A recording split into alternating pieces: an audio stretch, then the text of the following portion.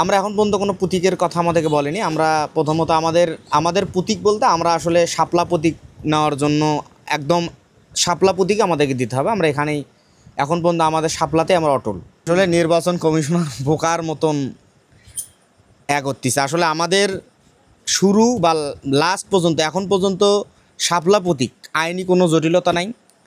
আমাদের শাপলা প্রতীক নিতেও আমাদের কোনো আইনগত সমস্যাও কিন্তু নাই যে আমরা শাপলা প্রতীক পাবো না। গণঅভ্যুত্থানের পর আমাদেরকে যদি তালা বা থালাবাটি দেয়, আসলে এটা হয় না।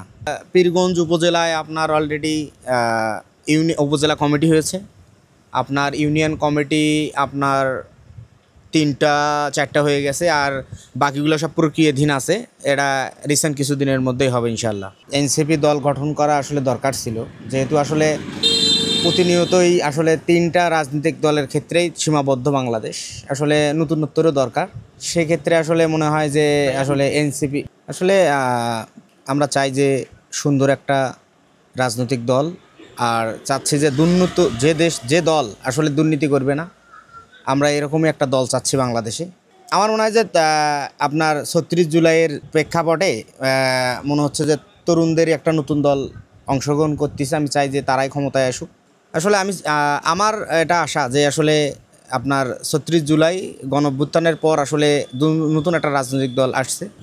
নতুন কোনো তাদের ভাবনা চিন্তা সব নতুন। আসলে আমরা চাচ্ছি নতুন দিক দিয়েই বাংলাদেশটা আরও শক্তিশালী হবে, আর দুর্নীতিমুক্ত সুন্দর একটা সমাজ, সুন্দর একটা দেশ জাতিকে উপহার দেবে। সেই হিসাবে আমার মনে হয় যে আসলে নতুন দলেই এটাই মানে অনেক বড় হবে বা ভালো কিছু করবে।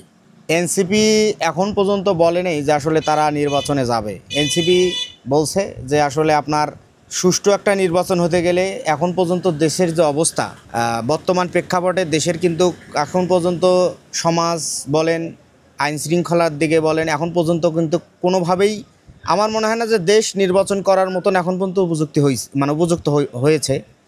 আসলে দেশের কাঠামোগত ঠিক না হওয়া পর্যন্ত নির্বাচন হওয়াও কতটা যৌক্তিক তা জানি না।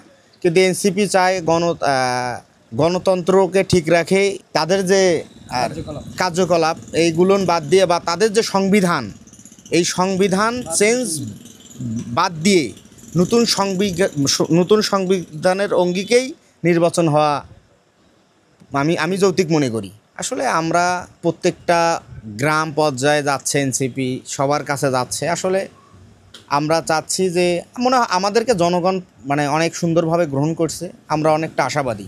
আসলে আমরা প্রত্যেকটা গ্রামে যাচ্ছি, ওয়ার্ডে যাচ্ছি, সাধারণ জনগণের কাছে যাচ্ছি যে আসলে এনসিপি কী, এনসিপির আশা কী, এনসিপির চাওয়া কী, এই জিনিসগুলো সবাই জানুক।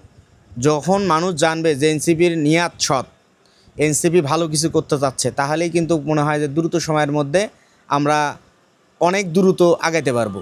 এনসিপি ক্ষমতায় আসলে সব থেকে আমার মনে হয় যে আসলে আমাদের দেশে যে আমলাতন্ত্র সমস্যা, আমাদের দেশে যে দুর্নীতির সমস্যা, এইগুলো দ্রুত সময়ের মধ্যে এখন বর্তমান প্রেক্ষাপটে দেখেন, যারা 36শে জুলাইয়ে যারা আন্দোলন করেছে, যারা নাহিদ ইসলাম, আমাদের রংপুরের গর্ব আক্তার হোসেন, সার্জিস আলম, হাসনাত আবদুল্লাহ, আসলে আমাদের যে তরুণ নেতৃত্ব, এটাই কিন্তু অনেক দল তাদের কাছে ঝুঁকি মনে হচ্ছে যে আসলে এরা ভবিষ্যতে অনেক ভালো পর্যায়ে যাবে, ভালো দিকে যাবে। হ্যাঁ, এটাও কিন্তু একটা বিশাল বড় জিনিস, কারণ আমাদের যে তরুণ শক্তিটা, এটা কিন্তু অন্য দলের ক্ষেত্রে একটু প্রভাব ফেলেই।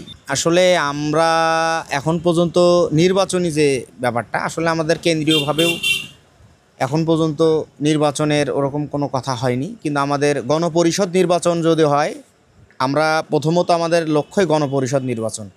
আসলে সংসদ নির্বাচন নিয়ে এখন পর্যন্ত আমাদের কোনো কথাবার্তা হয়নি, কিন্তু আমরা চাচ্ছি যে যদি ইনশাল্লাহ হয়, আমাদের একটা ভালো আসন আসবে বা আমাদের ভালো এমপি ক্যান্ডিডেট থাকবে, এটাই আমাদের আশা। আসলে আমাদের এখন পর্যন্ত ওরকম কোনো কথা হয়নি। আসলে আমরা মূল ফোকাস আমাদের গণপরিষদ নির্বাচন, এটা নিয়ে আমরা এখন পর্যন্ত আছি। আসলে কত নির্বাচন আমরা চাচ্ছি, আমাদের মূল লক্ষ্য হলো গণপরিষদ নির্বাচন।